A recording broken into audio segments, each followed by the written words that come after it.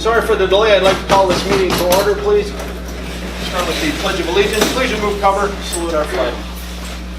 I pledge allegiance to the flag of the United States of America and to the republic for which it stands, one nation, under God, indivisible, with liberty and justice for all.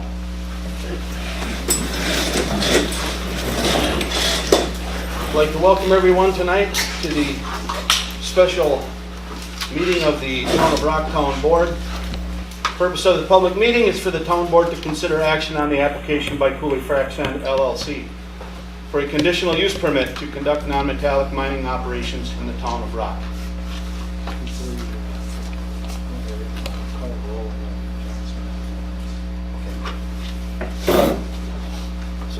We'll call the roll for the meeting.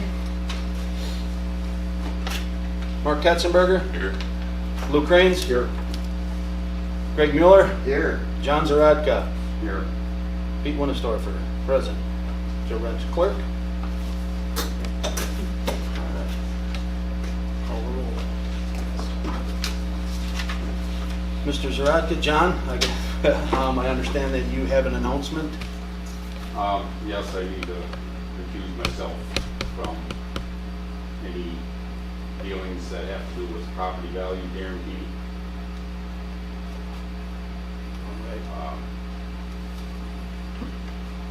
That being said, we will ask that we respectfully request that, or honor that request.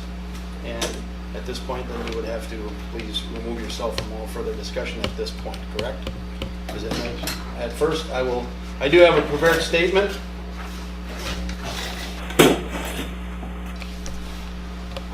This application was first presented and accepted by the township on August 9, 2018, at the regular monthly meeting of the town board. The town's current zoning states a vote on the decision was to be rendered within 60 days of the application. Opposition was expressed at that time for this permit by the residents. Through good faith agreements, the applicants, Cooley Frac Sand LLC, allowed this township to exceed the time frame by an extra 183 days to date, 243 days in total from the original application. A citizens ad hoc committee was formed and multiple meetings were conducted with a great deal of public attendance and input being expressed. Cooley Frac Sand invited town residents to visit their current operation in Maryland, Wisconsin, and a total of 19 people took the opportunity to partake in that tour. Subsequent citizen meetings have been held that afforded multiple opportunities for citizen input and recommendations that were compiled and have now become integral parts of this proposed developers agreement in some way, shape, or form. I applaud the work of the ad hoc committee, the zoning commission, members of the town board, both past and present, as well as the citizens of Rock Township, Cooley Frac Sand, and Carbo Ceramics for their extreme effort that has been provided to bring us to this point tonight. Last but definitely not least, the spouses and family members of all of the respective committees who have given up their own personal time and offered their continued support throughout this process. In my personal opinion, I feel that we, as a township, owe the citizens and the applicants a decision on this matter. With that, I will entertain discussion from the board members on the matter before us. Board members open for discussion.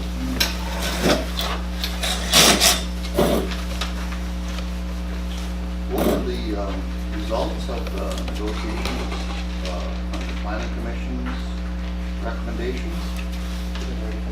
You bet. Yep. So it's probably good to summarize all the things that happened at the planning commission level and where we are now. There were 3 points made by the planning commission at its meeting, was it 2 weeks ago now? Yes. One was a request that an additional 2 wells be added to the annual testing requirements for water quality and quantity. That has been added to the version of the agreement that you have in front of you. Also, number 2, the request was made to clarify that if a well were impacted, by the operations of the mine, that the previous version of the agreement said that a permanent water supply would have to be provided, and the request was to specify that that permanent water supply would actually be a well, not truck water or something like that.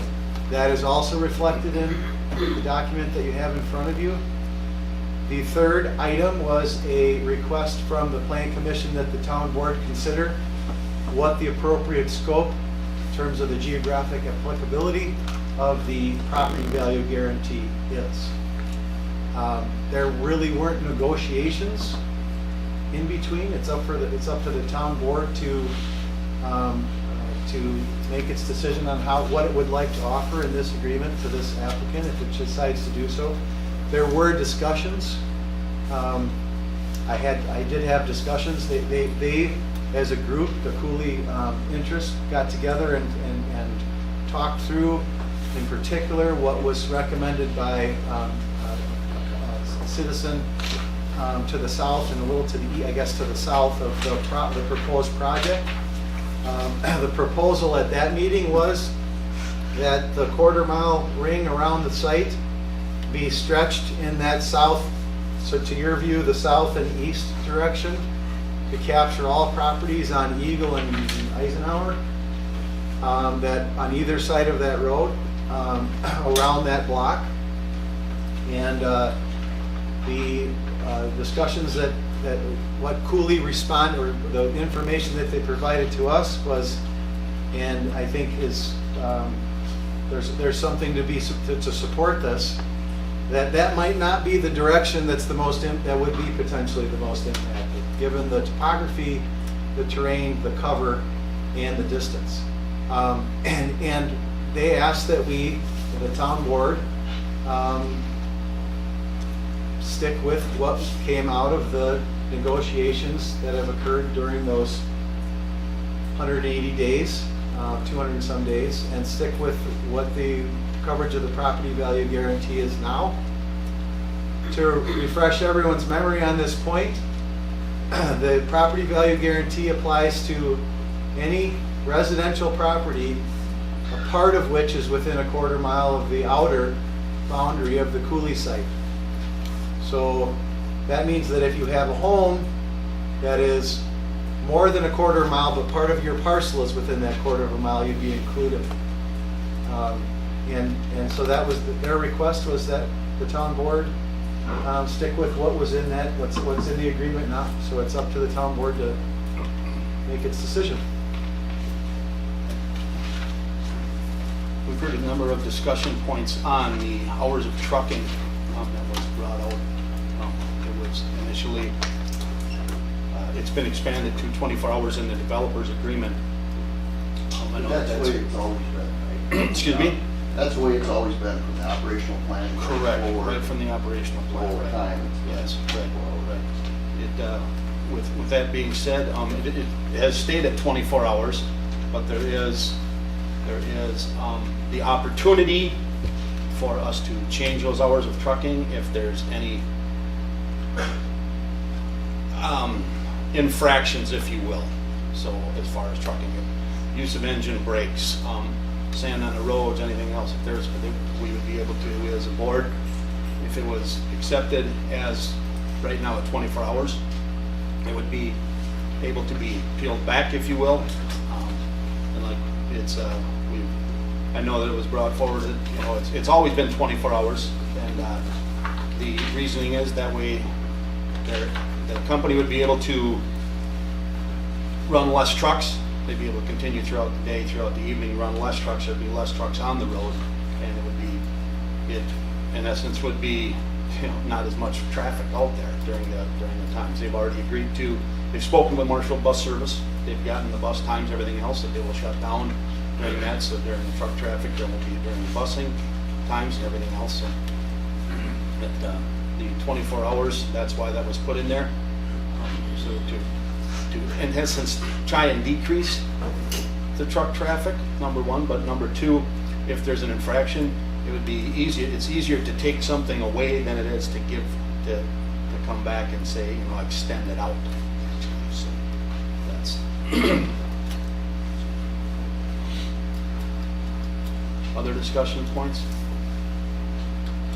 I know that there's a couple other questions that were out there, were who's going to police this? We have, the county's going to be involved, the state is involved, the DNR is involved.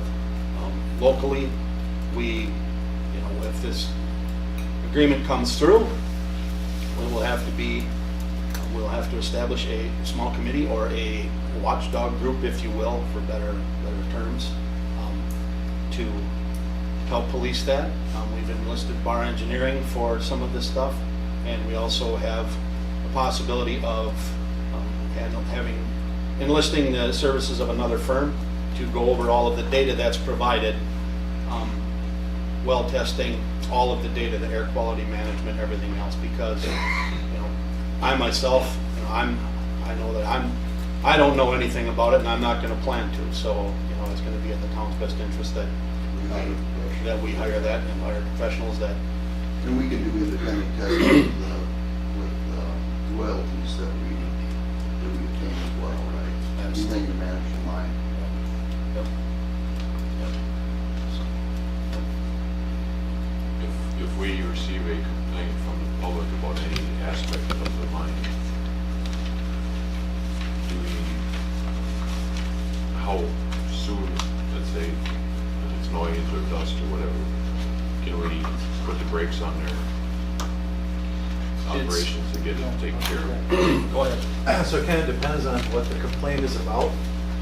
If it's about noise, there's a process here for noise. Noise is a little harder. It's obviously very subjective, right? So the process in the developer agreement would be that Cooley is required to test sample the noise levels twice per year for a 10-day period. And there's a standard that they have to meet in terms of the decibels that are allowed. And if someone complains to the town board that they think that those results have to be provided to the town, so we'll be getting biannual test results. And if someone says, I don't believe that, I don't think that they're reporting correctly, then it triggers in the agreement a requirement that a third party test separately and report back to the town. So on noise, there's a little bit more of a process, because it's how do you know how would you otherwise figure out whether they're violating it? We've got numerical standards. And then if either they report a noise violation or this process is followed and the third party tester comes back with indication that there's a noise violation, then the enforcement provisions in this agreement would be available to the town, of which there's a suite of things the town can decide to do. We talked about dust. Dust is a lot easier. They're not allowed to have fugitive dust coming off the site. And so it's, it's something that a layperson could verify. Someone taking on the responsibility for the town board could verify is there dust on the road? Is there sand on the road? Is there dust in the air? Is there dust coming off the piles? And then, you don't have to go through quite the same process to verify if there was a violation on dust. So that could be much quicker.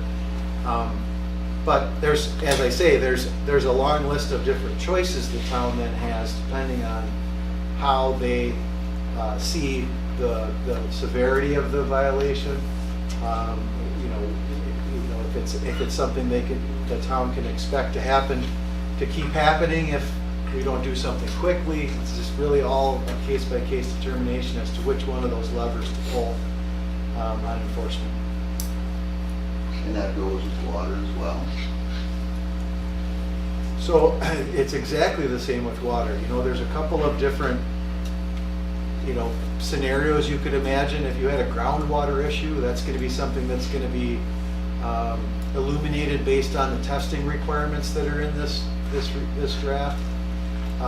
That would be a result from those tests.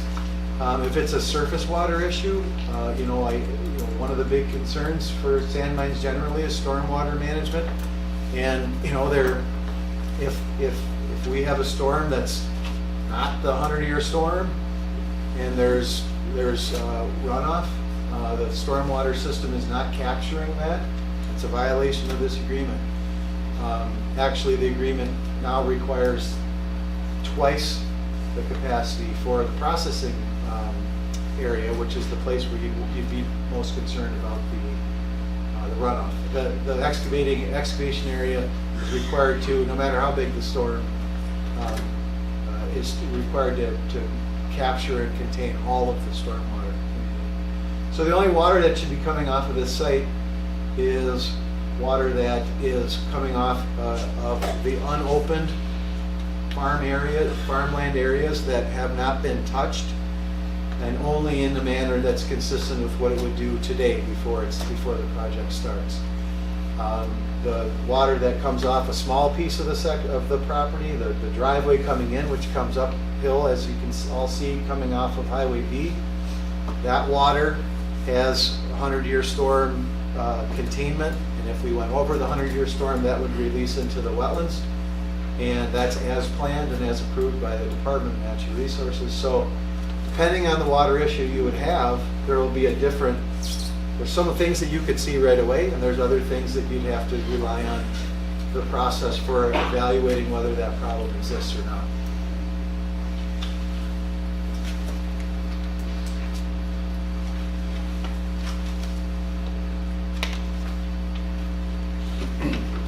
Other discussions? Going forward? There's a number of things. So the option to purchase agreement has not changed, that has stayed the same as what it was. When the planning commission reviewed it and when it was last time, I haven't made any changes to that. I was approached about the entrance and exit from my light sweep that's going to be taken care of. The sweep of the sand off the No, the road? light from the trucks shining into people's houses. So there's a provision in your agreement. Sorry, these aren't in the most convenient order. There's a provision in this agreement that requires that, and I'd like to get there, kind of stalling you, Boo, but I'd like to get there and read it to you on the lighting.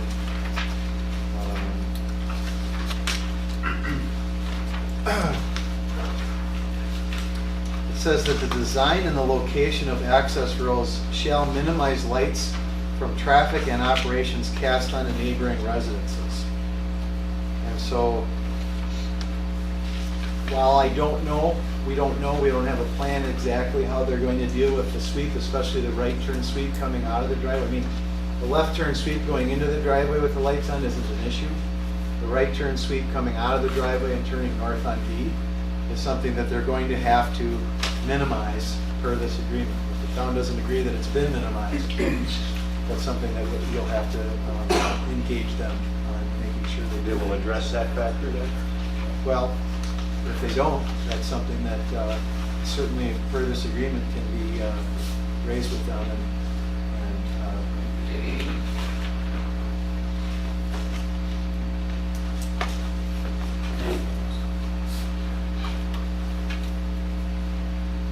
Further discussions? That's the only entrance site planned? Is that site on B? So that would be the one location that lights would be. And actually only the exit is going to occur.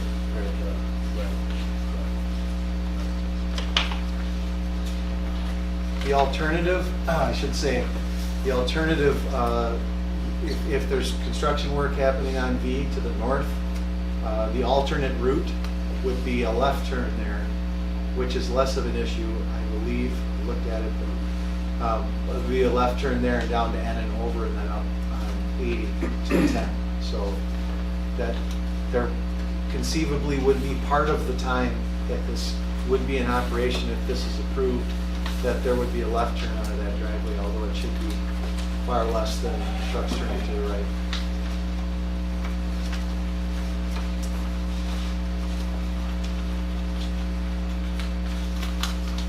In the agreement, it also states it's, excuse me, about how they're gonna load the vehicles.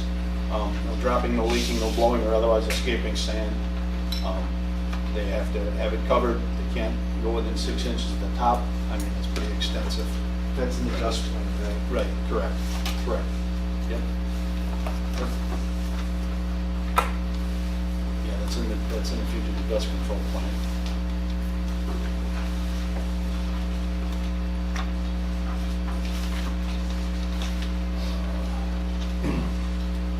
Further questions? Agreement?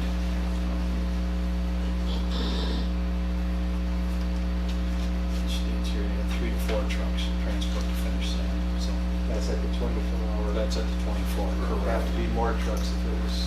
Correct, right. At 24 hours operation, 24 hours, 3 to 4 trucks will be used. And that 24 hours is really based on demand as well, right? So in the event that the demand is not high for the sale of the sand, they won't be running 24. And they won't be running 24 hours, and it's also in here too that if they're going to be having stockpiles, then that's going to be wetted down, so that it doesn't, so that's also you've got, that'll continue to be with a sprinkler system, so that it doesn't, it shouldn't leave. And that's the thing that Mark asked about the dust. Right. If it's not wetted down and it's blowing off that pile, it's a violation. Right, exactly. Yep. You know, you act accordingly again, depending on what the impacts are, how acute the problem it's creating.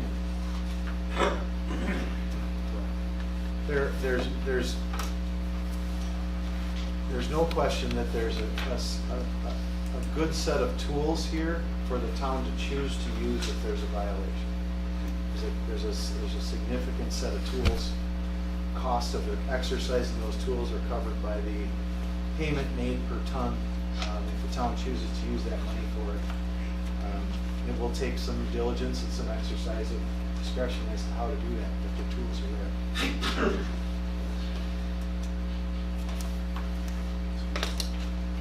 Trying to find where it says that they, are they gonna be able to haul sand to local farmers for breading sand? That's under the roads provision. And basically what it says is that they can't use town roads, period, for any heavy trucking, you know, if an employee wants to use the road or to leave to go to get lunch or something, that's obviously not the issue. Anything over 48,000 pounds, you're not allowed to use town roads unless it's to deliver a truckload of sand to a town resident or town property. You can't use town roads to get to the next town to deliver. You have to take county highways and then get on their town roads. No town roads except up to 20 per week of loads to someone who would be a customer in the town of Rock.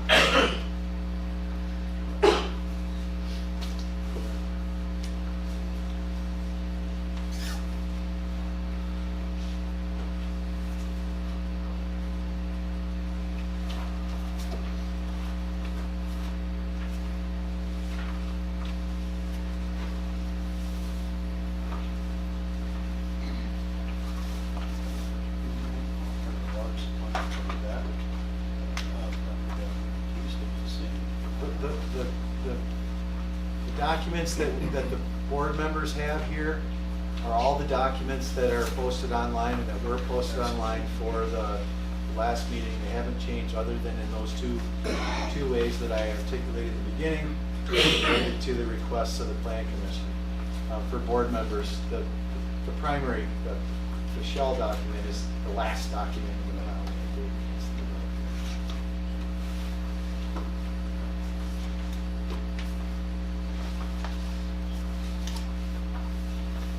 Further discussion on that? Questions that anyone has of Mr. Konopacki? Testing of the water and the elements that they're testing for, will that include what is it called, acrylamides? Yes. As well? Yes. And any other acrylamide and any other flocculant or other chemical that they're using in their processes.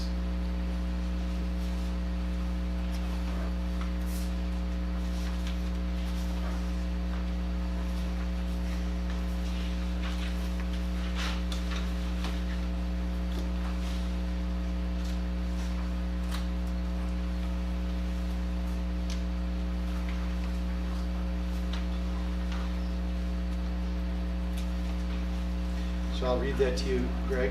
Yeah.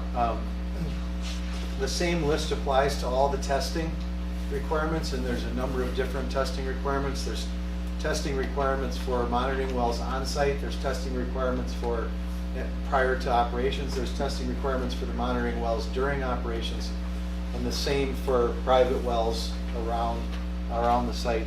The same set of contaminants applies in terms of what's being tested for. It says that Cooley shall install and test for potential contaminants, including chemicals to be used in mining operations, which is where we get our acrylamide and other flocculants, as well as for lead, arsenic, iron, turbidity, and for nitrates and other contaminants associated with any other activity that continues to be conducted on the mine site. So if there's spreading of manure and things like that on the remaining ag land, that's where you get your nitrate relevance and things like that. So that's the list that they'll be testing.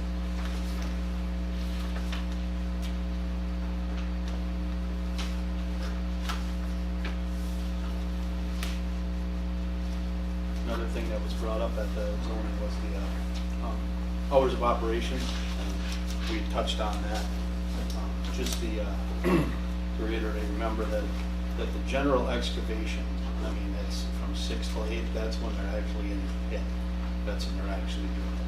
The stuff that, when they're opening up or doing work above ground, building the berms, that they're limited from 9 o'clock in the morning till 6 o'clock at night. So we're 9 o'clock till noon on Saturdays. So in this, and that would be also, that's how that was set up in here. That was so, and that's while they're building the berms and getting it set up.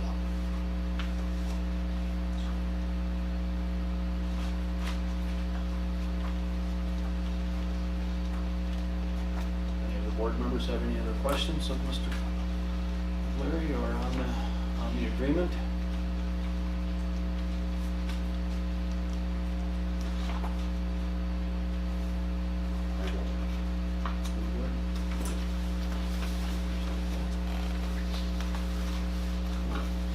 There's no more discussion.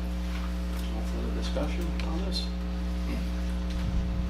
with that, at this time, I will entertain a motion on the developer agreement as proposed. I move to accept the developer's agreement as is stated. Motion by Greg, second by Mark. To accept the developer's agreement. Opposed? All those in favor signify by saying aye. Aye. Opposed? Roll call vote. Mark Katzenberger. Yes. Louis Cranes. Yes. Greg Mueller. Yes. Pete Winnestorfer. Yes.